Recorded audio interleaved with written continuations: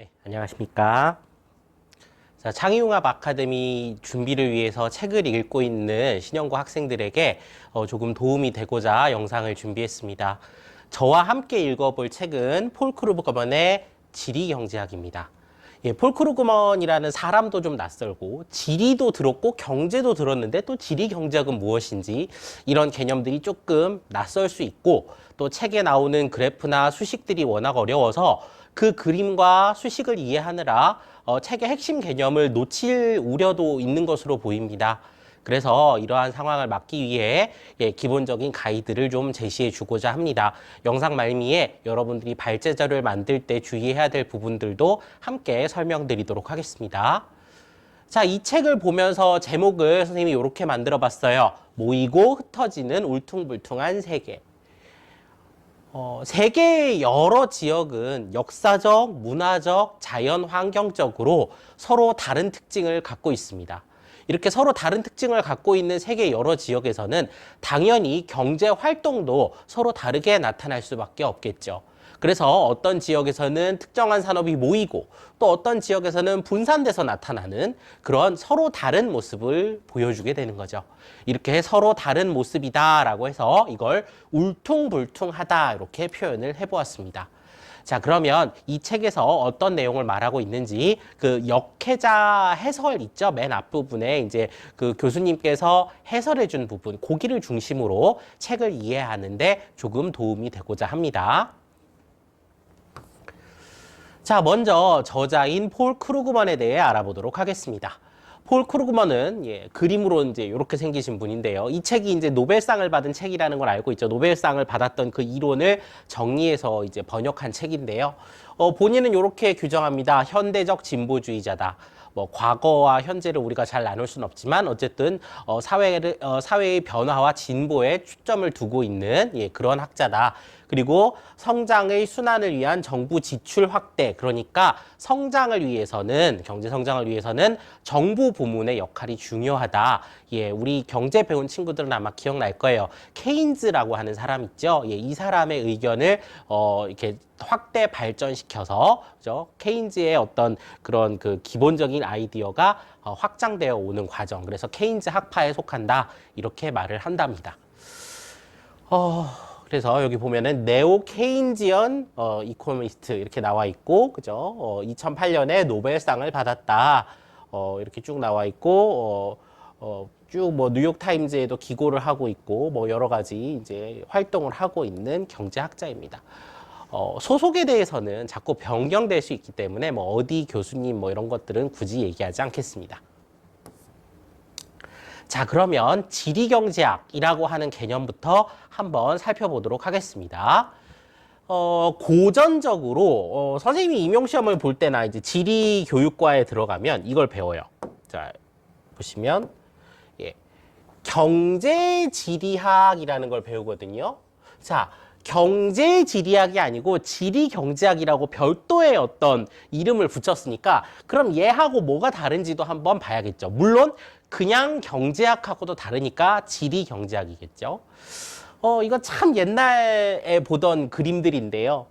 예를 들면은 튀넨이라는 사람은 고립국이라고 하는 어떤 가상의 나라를 상상을 했어요. 이 나라는 도시가 하나뿐이고 무역도 안 해. 오직 모든 농사를 자급자족하는 나라야. 그래서 고립되어 있는 나라인데 여기 가운데에 보이는 이 가운데 보이는 도시를 중심으로 해서 멀리 갈수록 그죠? 이렇게 다른 형태의 농업이 나타나겠군. 이렇게 생각을 해본 겁니다. 그래서 중심 도시로부터 가까운 지역은 예를 들면 빨리 상하는 거, 그다음 부가가치가 높아서 도시 사람들의 팔아먹기 좋은 거 이런 걸 한다면 도시에서 멀면 그냥 대충 우리 가족 먹고 살면 됐지라고 하면서 조금 대강대강 조방적이라는 말은 띄엄띄엄 이런 뜻이거든요. 이렇게 농사를 짓는구나. 이런 아이디어를 냈다고 합니다. 뭐 예를 들어서 그 밑에는 보면 근데 이렇게 아무 교통로도 없고 이런 상황 말고 소 달구지 말고는 움직일 수 있는 이런 거 말고 만약에 배가 있으면 어떨까 하면서 가운데 이렇게 하천을 하나 만들었대요. 가운데 하천을 하나 만들었더니 곡초식, 삼포식, 조방적 목축 이런 식으로 이렇게 멀리 떨어져 나간다. 뭐 이렇게 이제 생각을 해본 거죠. 아, 그러면 경제지리학이라는 건 결국 사람들의 산업활동, 경제활동이 어디서 일어나는지 그 규칙을 알고 싶어하는 학문이구나. 요 정도를 우리가 알 수 있을 거예요. 농업활동이 도시에서 멀어질수록 어떤 경제활동의 특징을 갖는지를 이제 알고 싶었던 거죠. 근데 이런 나라가 사실 있을까요? 예, 고립국은 실제로 존재하지 않고요. 그 다음에 튀네는 동아시아, 우리나라 사람들의 식습관을 전혀 고려하지 않았죠. 우리나라 사람들은 도시에서 아무리 멀어도 목축 잘 안 합니다. 그죠? 물론 목축을 하는 경우가 있지만 오히려 목축은 도시에서 더 가깝고, 그죠? 굉장히 다른 형태, 그 동아시아의 문화권과는 잘 맞지 않는 예, 그런 이론이었어요. 자, 그 옆에 보면 베버의 공업 입지론. 예, 요거는 은근히 잘 나오는데 이제 베버는 이렇게 생각했대요.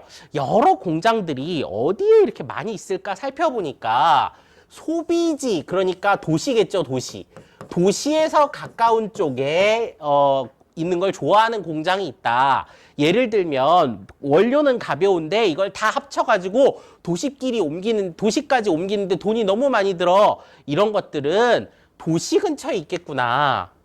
예를 들면 음료에 병에 음료를 담아서 이렇게 운송을 해야 돼요. 그 음료수 병, 완성된 음료수 병은 굉장히 운송하기 까다롭죠. 이런 것들은 도시 근처에 있어야겠군.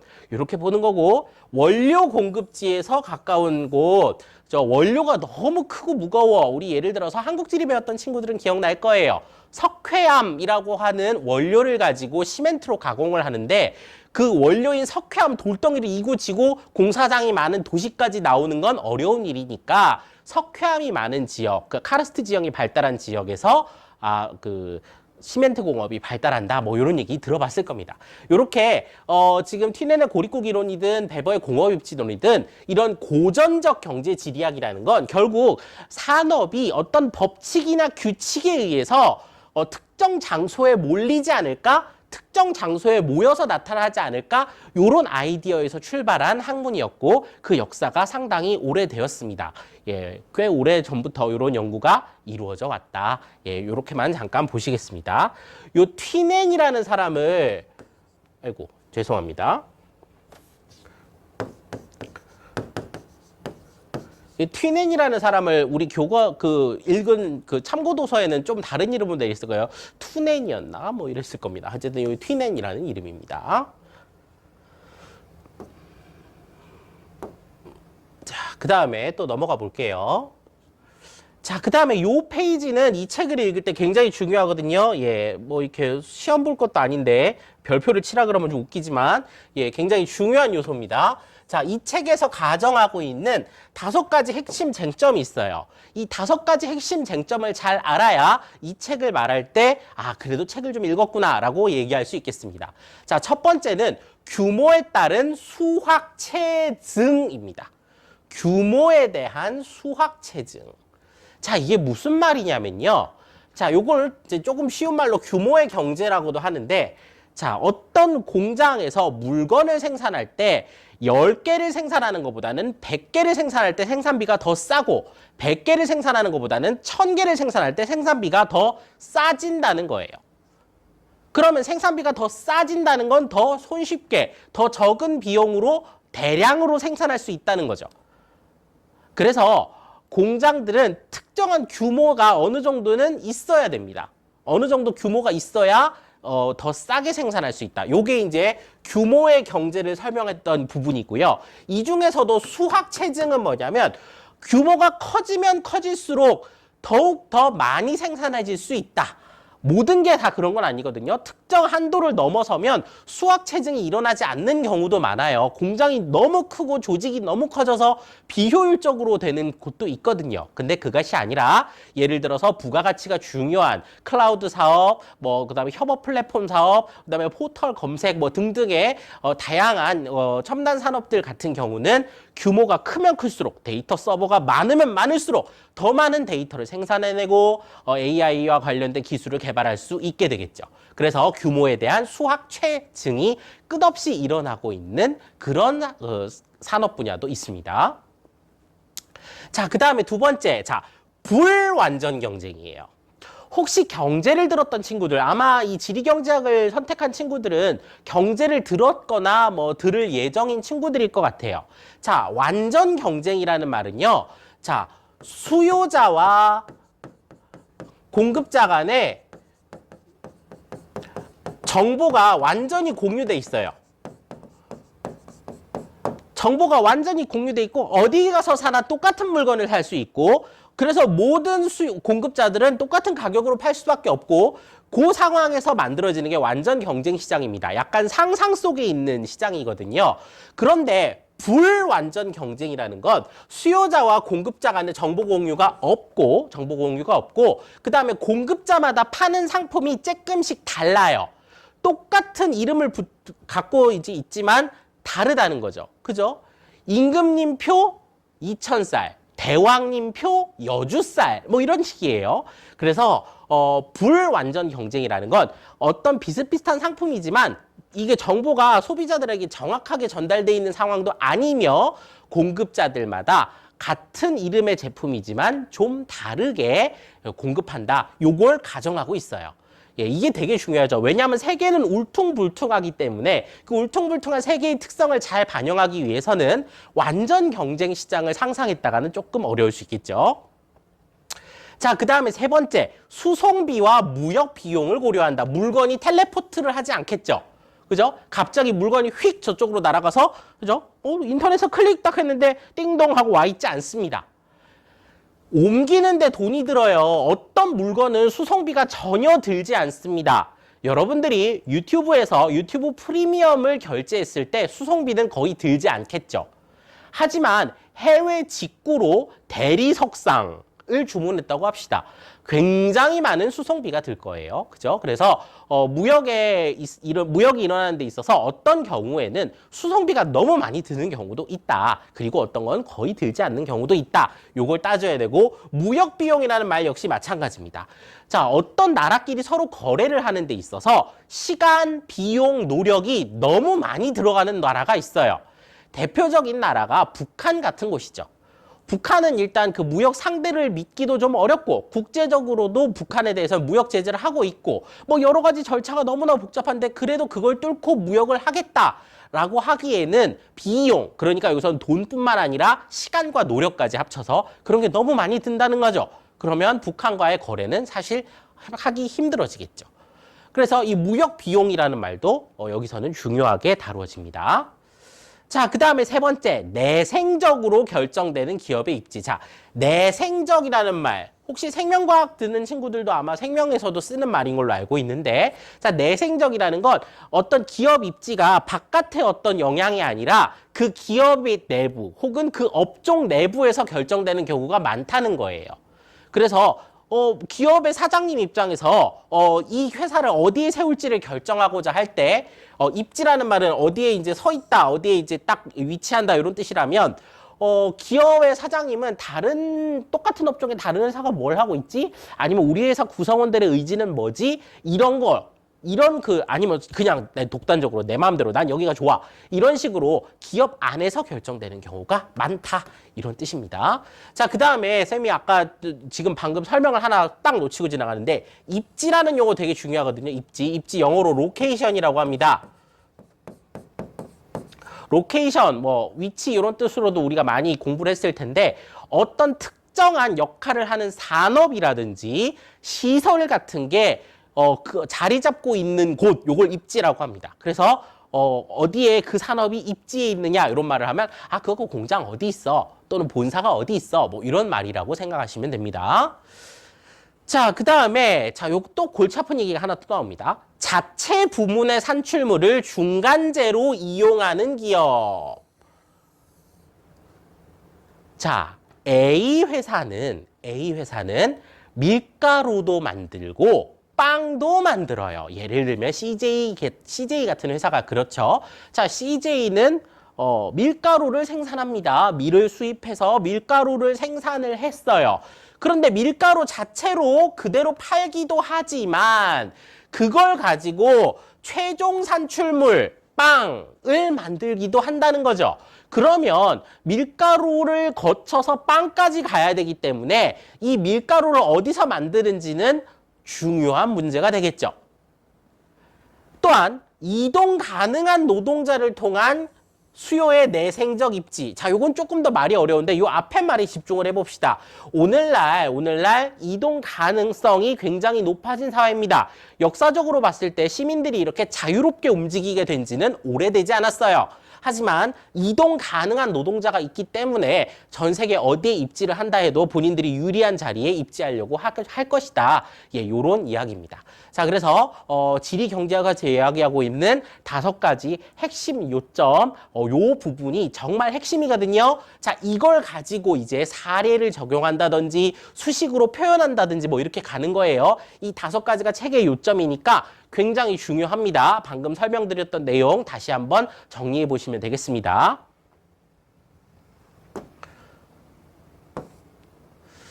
자, 그 다음에 또 이 이야기가 나옵니다. 이거 경제 들었던 친구들은 또 나오죠. 국제거래 하면서. 자, 비교 우위론을 넘어섰다. 그럼 선생님, 비교 우위론이 뭔데요? 비교 우위론이 뭔지를 알아야 그 다음 걸 진행을 하겠죠. 자, 비교 우위론이라는 건 이제 리카도라는 사람이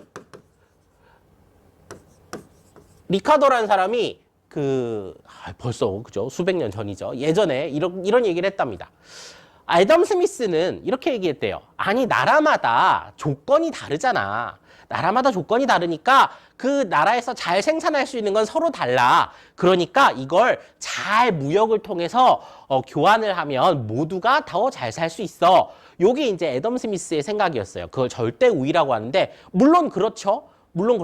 우리나라에서 석유, 원유를 수출할 수는 없어요. 우리나라에서 원유를 수출할 수는 없지만 사우디아라비아에서 원유를 수출해 오고 우리나라에서 자동차나 전자제품을 판매할 수는 있겠죠. 서로 잘하는 게 다르니 이걸 가지고 서로 교환을 하자 하는 게 절대 우위의 아이디어였다면 비교 우위는 그것보다 하나 더 나갑니다. 뭐냐면 자, 예를 들어서 우리나라하고 어떤 나라 사이에 자, 보니까 우리나라는 자동차도 이 나라보다 더 잘 만들고 이 나라보다 TV도 더 잘 만든다. 자동차와 TV 둘 다 잘 만드는데 옆 나라를 보니까 우리나라보다 자동차도 별로 못 만들고 TV도 별로 못 만들어. 그렇지만 그나마 TV를 좀 더 낫게 만들어. 자동차는 영꽝이야. 자동차를 만드는 데는 너무 비효율적이고 돈도 많이 들고 별로근데 TV는 그래도 우리나라보다 조금 떨어지긴 하지만 괜찮게 만들어. 자, 요럴 경우에도 우리나라는 자동차에 몰빵하고 쟤들을 TV 만들게 하는 게 낫다. 이런 이야기를 합니다. 왜냐하면 자동차에 집중시킴으로써 더 많은 걸 누릴 수 있다는 거죠. 그래서 두 나라 사이에 자동차하고 TV에 서로 집중했을 때 총 생산량은 한 나라씩 몰빵한 게 더 많다 이렇게 얘기를 합니다. 요거 있잖아요. 경제에서 사실 제가 지금 말로 말씀드렸지만은 그 기회비용 비교해가지고 이렇게 문제 푸는 거 꼭 나오거든요. 경제 선택하는 친구들은 그때 잘 학습해 주시길 바랍니다. 자, 그래서 여기서는 지금 영어로 된 표현이지만 제가 그냥 짧은 영어지만 읽어보면 자, countries with easily available resources. 그러니까 어떤 나라들은 easily available, 쉽게 이용할 수 있대요. 자원을 쉽게 이용할 수 있는 나라들이 있다. 여기 콩콩콩콩 찍혀있는 나라들이 그런 나라들인가 봐요. 그럼 이런 나라들 사이에서 기회비용이 더 낮은 것. 그러니까 TV랑 자동차 중에 우리나라는 그래도 자동차를 훨씬 더 잘 만드니까 TV는 포기. TV를 포기했을 때의 기회비용과 자동차를 포기했을 때의 기회비용을 비교했을 때 TV를 포기하는 게 좀 더 낫구나. 아, 그럼 우리 TV 포기하고 자동차 많이 만들자. 요렇게 얘기하는 거죠. 그렇게 함으로써 무역이 일어나게 되고 어떤 나라는 TV에 몰빵했을 거 아니에요. 그래서 우리 TV에 몰빵한 나라와 자동차에 몰빵한 나라가 서로 교역을 해서 more productivity, 더 많은 이런 생산력을 갖게 되는 그러한 상태를 말한다. 이게 이제 리카도의 비교 우위론입니다. 자, 근데 이건 비교 우위론은 이미 수백 년 된 이론이고 자, 이것을 넘어선다고 했잖아요. 이 폴 크루먼의 지리 경제학이 어떤 얘기인지 한번 들어볼게요. 자, 일단 먼저 이야기하는 것은 다양성 선호 효과라는 겁니다. 자, 요거는 이야기 좀 쉬워요. 자, 보시면 자, 자동차에 올인해야지 라고 해서 대한민국이 자동차를 막 생산했어요. 근데 이제 우리나라에서 만드는 자동차가 이거 하나입니다. 자, P라는 모델이죠. 그죠? 팰리세이드라는 모델을 막 생각해서 이 크기의 자동차 팰리세이드를 열심히 만들었는데 그럼 시장에 이것만 풀리잖아요. 시장에 이것만 풀리는 건 소비자들은 원하지 않는다는 거죠. 시장에는 이것도 있고 포드 물건도 있고 도요타 물건도 있어야지 그 자체로 나는 대형 SUV를 살 건데 뭘 사지? 라고 시장에 나갔을 때 다양한 게 있는 그 자체로 효용이 증가한다는 거예요. 더 만족을 느낀다는 거죠. 그래서 여러 나라에서 다양한 브랜드로 쬐끔 다른 물건을 만드는 것이 그 자체로 효용이 증가한다는 걸 가정하고 있습니다. 그래서 이걸 산업 내 무역이라고 해요. 우리나라는 대형 SUV를 생산하고 있지만 수입도 해요. 그리고 이걸 수출도 하죠. 왜냐하면 각 나라마다 다양한 똑같은 그 종류의 차종이지만 다양한 이 기업체들이 만드는 생산품을 갖고 있는 걸 선호하기 때문이죠. 그래서 TV하고 자동차 몰빵 서로 교환해 이걸 넘어서서 자동차 중에서도 이렇게 생긴 차 중에서도 더 많은 종류의 이런 브랜드가 있는 걸 좋아한다. 이렇게 정리하겠습니다. 이걸 다양성 선호 효과라고 한다. 그래서 이런 조건들 때문에 무역은 좀 더 복잡한 형태로 일어난다는 거죠. 자, 그 다음에 요거와 관련돼서 이제 제품 차별화 및 무역 패턴이라고 하는 이제 규모의 경제학과 관련된 연구 결과물을 보면 재화가 더 많이 생산되지 않을 때에도 무역이 일어나는 이유는 무엇인가? 아까 선생님 말한 그런 것들 중에 하나죠. 자, 분명히 두 나라 사이에서 어느 하나의 몰빵에서 생산하는 게 더 나은데 꼭 그렇진 않고 두 나라 간의 재화를 합쳐봤을 때 더 많이 생산되지도 않아요. 비교 우위로 설명할 수 없는 경우에도 무역이 왜 일어나느냐? 자, 첫 번째가 첫 번째가 아니고 제일 중요한 말이 바로 이 자국 시장 효과예요. 자국 시장 효과. 우리나라 안에서 수요가 많다면 그걸 생산한다는 거죠. 우리나라 사람들이 많이 찾는 물건이라면 그게 무역에서 크게 유리하지 않다고 하더라도 그냥 만든다. 이것도 중요하다. 그래서 우리나라 사람들한테 팔고 남으면 수출도 한다. 근데 우리나라 사람들한테 잘 팔리니까 수확 체증을 겪겠죠. 규모의 경제가 작용을 하겠죠. 그 다음에 자국 내 수요가 높은 재화를 생산함으로써 수송비를 절약할 수 있겠네요. 그러면 우리나라에서 만들어진 제품이니까 그죠? 만약에 갤럭시가 뭐 다른 나라에 생산됐다면 비행기나 배 타고 와야 되잖아요. 배 타고 오면 몇 달씩 걸리니까 신제품 출시 주기를 다 놓쳐버리죠. 그럼 비행기 타고 와야 되면 그 비행기 값이 대단하겠죠. 그러니까 그런 부분을 아낄 수 있다. 이런 얘기고요. 그 다음에 다양성 선호 효과 말씀드렸어요. 그래서 자국 시장 내에서 우리나라 안에서 생산하는 게 유리할 때가 있다. 그런 경우에도 뭐 이렇게 여러 가지 기회비용이나 뭘로 따져봤을 때 이 나라에서 생산하는 게 상당히 비효율적이지만 그래도 이렇게 생산하자. 뭐 이렇게 얘기를 하는 거죠. 자, 그 다음에 이제 조금 더 복잡한 얘기를 해볼게요. 자, 1990년에 폴크룸먼이 또 연구했던 집중과 주변의 산업의 경쟁력이라는 연구 결과물에서는 이런 얘기를 했대요. 자국시장 효과를 때문에, 아까 말씀드린 자국시장 효과 때문에 해당 산업 분야의 집적을 가속화시킨다. 자, 일단 집적이라는 용어부터 보고 갑시다. 집적. 자, 집이라는 거 모으다는 뜻이죠. 수집한다 할 때 집자예요. 그 다음에 적은 뭐죠? 적. 자, 물건을 착착착착 쌓으면 적재한다고 하죠. 착착착착 쌓은 걸 이렇게 잘게 쪼개가지고 계산하는 걸 적분이라고 하죠. 자, 그래서 집적이라는 말은 뭔가 모여서 착착 쌓여 있는 것. 그러면 우리나라 시장에서 생산하는 게 유리한 자국 시장 효과를 겪고 있는 물건의 경우 그 산업 분야의 집적을 가속화시키는 효과가 있구나. 이렇게 이해하시면 됩니다. 자, 예를 들어서 A국과 B국이 있습니다. 자, A국은 시장 규모도 크고, 그죠? 자본도 많고, 임금이 높아요. 뭔가 좀 잘 사는 선진국인가 봐요. 자, B국은 시장 규모가 작고, 돈도 별로 없고, 임금도 낮습니다. 노동력은 좀 싸군요. 자, 그러면은 우리가 흔히 생각할 때 그럼 노동력이 싼, 그죠? 인건비가 싼 요 비국에 가서 노동력이 많이 드는 산업을 하겠구나. 요렇게 생각을 하기 쉬워요. 근데 사실은 그거보다 조금 더 복잡하다는 거죠. 자, 수송비와 임금의 트레이드오프. 트레이드오프는 하나가 올라가면 그것만큼 다른 건 빠지는 거예요. 그러니까 물건을 생산할 때 있어서 임금과 수송비의 합만큼이 동일하다는 거죠. 그 상태를 유지하려고 한다는 거죠. 예를 들어서 수송비도 비싸고 임금도 비싼 곳은 절대 안 가겠죠. 그러면은 수송비하고 임금들 사이에서 둘 사이 이렇게 막 조절을 하다가 결국은 그 적당한 선을 유지하게 된다는 거죠. 예를 들어 수송비가 너무 높아요. 수송비가 너무 높으면 다른 나라 갈 이유가 없어요. 아무리 저 나라에서 임금을 싸게 준다고 해도 수송비를 넘어서지 못하는 거예요. 그러면 무역이 일어나지 않습니다. 두 번째, 중저수송비, 중간 정도의 수송비나 낮은 수송비를 갖고 있을 때는 수송비와 임금의 합을 따져가지고 A국 같으면은 임금이 높은데 A국에서 생산을 하려니까 임금이 너무 비싸. B국으로 가볼까?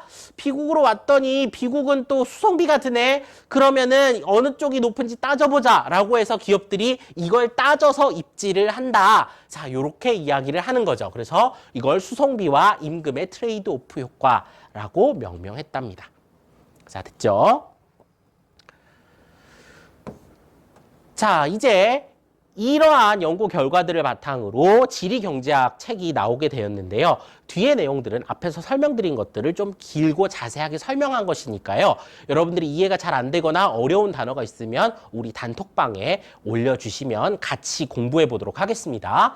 자, 그러면 이 책으로 한국의 읽기. 자, 우리나라의 어떤 상황을 한번 보자 하니까, 자, 우리나라의 산업 집중. 우리나라도 여러 지역의 산업이 집중돼서 나타났는데 그 산업 집중이 형성 유지되는 조건으로 이런 것들을 우리 역회자님께서는 교수님이 한번 이야기를 해봤대요.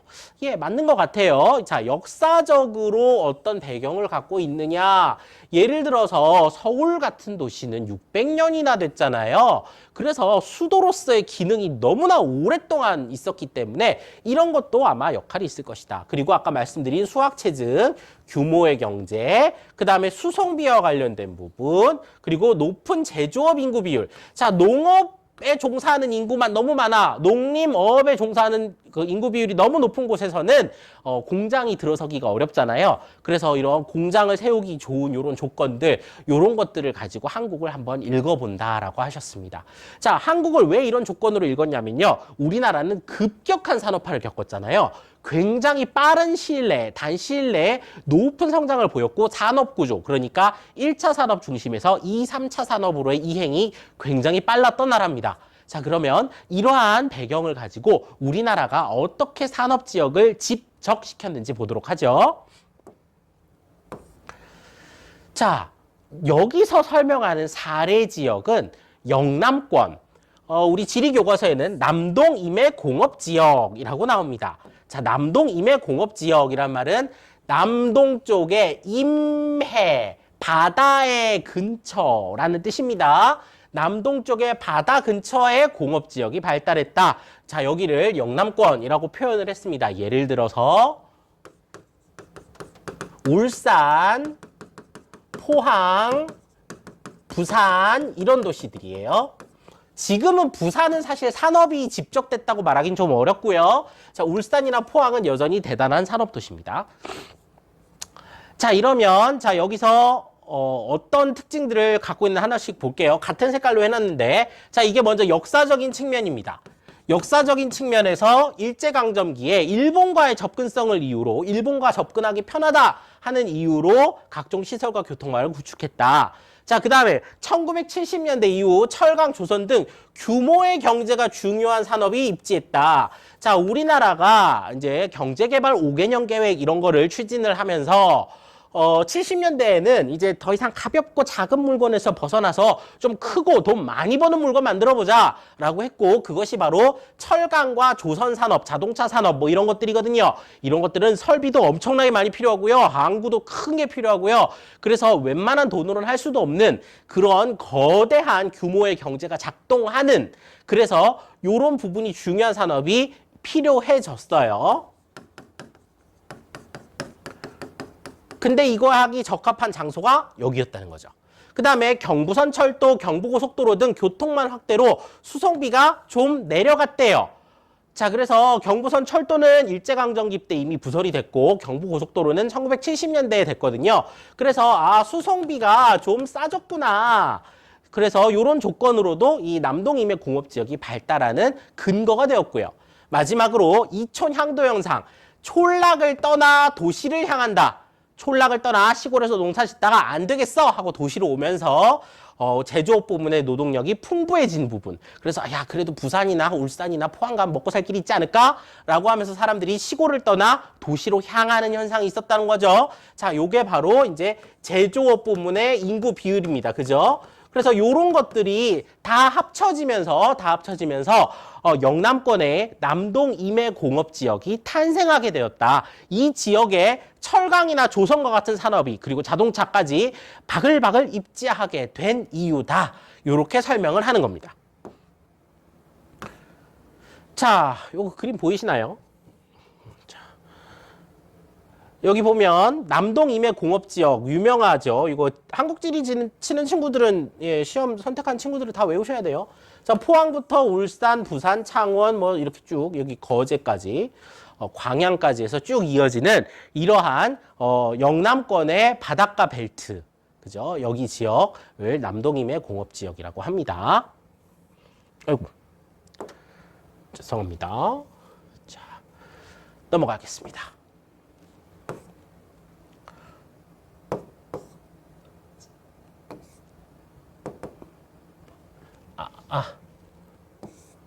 자, 그 다음에 이제 유럽하고 미국 이야기를 좀 하거든요. 비슷해요. 비슷한데 몇 가지만 말씀을 드릴게요. 자, 유럽의 주요 산업 클러스터입니다.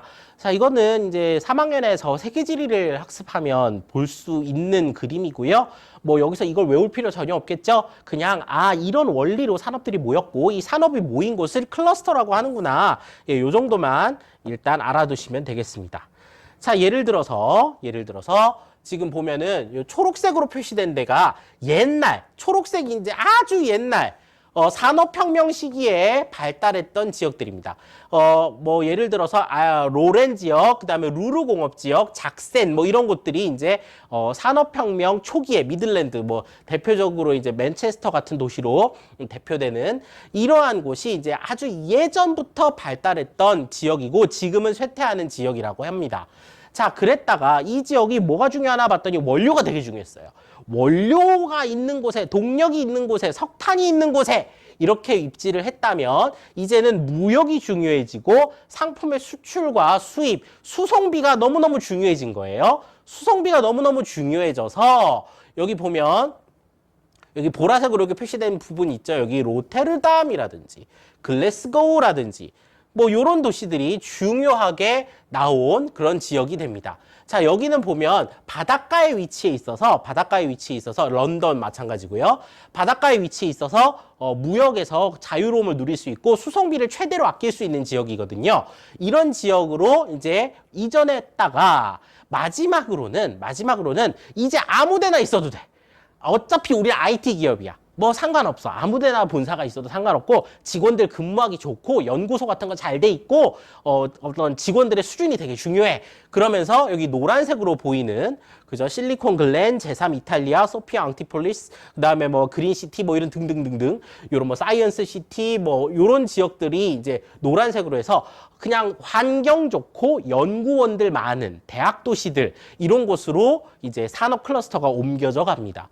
그래서 석탄 위주의 산업은 이제 쇠퇴하고 있고 그다음에 유럽 같은 경우 선진국들이 많기 때문에 뭐 큰 물건을 배에 실어서 수출 수입할 일도 많이 없고 오히려 첨단 산업 그죠? 그냥 사람이 구하기 좋은 곳 이런 곳으로 점점 이렇게 옮겨져 갔다. 예, 이런 얘기를 하고 있습니다.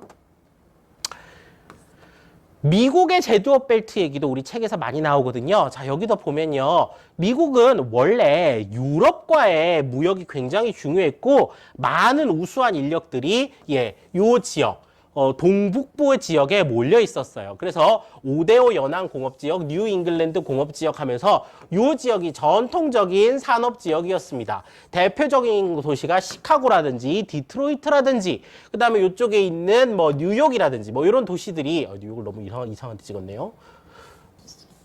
이런 도시들이 이제 대표적이었다면 이제는 아시아와의 무역도 굉장히 중요해졌고 아시아는 태평양을 건너가야 아시아죠. 이쪽으로 건너가면 유럽이고 아시아 시장이 워낙 크잖아요. 중국, 인도만 합치면 인구 세계 인구의 절반인데 자, 그래서 이 아시아 쪽으로의 어떤 힘을 줘야 되는 부분 그 다음에 우수한 인력들이 비교적 날씨가 맑고 청명한 지중해성 기후를 가진 요 지역, 그죠? 미국 서부 지역으로 몰려들면서 우수한 인재를 구하기 쉽다 이러고 이쪽으로 많이 입지를 했고 그 다음에 또 비슷한 이유 또는 좋은 기후 이런 걸 찾아서 휴스턴이나 뭐 이런 애틀랜타 이런 남쪽으로 산업의 중심지가 이동을 하는 경향을 보입니다. 이러한 경우에도 그죠? 수송비에 대한 부분 이런 것들이 되게 중요하겠죠. 그래서 이러한 사례들을 통해서 우리나라의 사례를 조금 더 깊게 봤잖아요. 폴 크루거만이 이야기한 어떤 지리 경제학의 기본 아이디어를 좀 녹여낼 수 있습니다. 여기까지가 이제 전반적인 설명이었고요. 이것 가지고도 설명이 부족할 거예요. 이제 여러분들이 찾으시면서 아는 만큼만 읽으시는 겁니다. 그래서 발제 자료를 만드실 때 이거를 전체를 읽고 의견을 제시하기가 어려울 수 있어요. 저도 읽어보면서 야 이거 다 못 읽겠는데 그런 마음이 좀 들었어요. 그런데 어려운 책을 읽고 도전하는 것 그 자체가 의미가 있고 우리 또 그 멘토 선생님으로 오실 진윤호 선생님께서 굉장히 잘해주시거든요. 또 그 말씀도 듣고 하면서 서로 배워나가보자. 어려운 어떤 책을 읽으면서 머리 싸매고 고민 한번 해보자. 이런 의미로도 선정된 그 이유가 있거든요. 그래서 요번에 발제를 하실 때는요. 내가 새롭게 알게 된 지식을 위주로 한번 이야기해 주시기 바랍니다. 용어가 돼도 좋고요. 어떤 현상이 돼도 좋고요. 상식이 돼도 좋습니다. 자, 책 내용을 간단하게 이해한 것까지만 발표한 다음에 그래서 나는 이 책에서 얻은 게 뭔지 설명할 수 있는 개념, 설명할 수 있는 현상, 친구들에게 알려줄 수 있는 것이 무엇이 있을지 그거를 한번 고민해서 오시기 바랍니다. 의견을 이야기한다든지 진로랑 설정을 한다든지 이런 것까지 확대되기는 좀 어려울 거예요. 그리고 사실 이 책이 생활기록부에 쓰여져 있으면 이 책의 내용을 물어보는 면접관이 많을 겁니다. 만약에 이제 경제학과나 이런 데를 가고자 한다면요. 자, 그랬을 때도 이 책의 내용을 제가 이해한 것은 여기까지입니다 라고 말을 해야 되기 때문에 여러분들이 이해한 내용, 받아들이게 된 개념, 거기까지만 딱 정리해서 주시면 되겠습니다. 기본적인 안내 여기까지 드렸고요. 또 질문사항이나 여러 가지 안내사항은 전체 단톡방에서 말씀드리겠습니다. 자, 여기까지 촬영하겠습니다. 고맙습니다.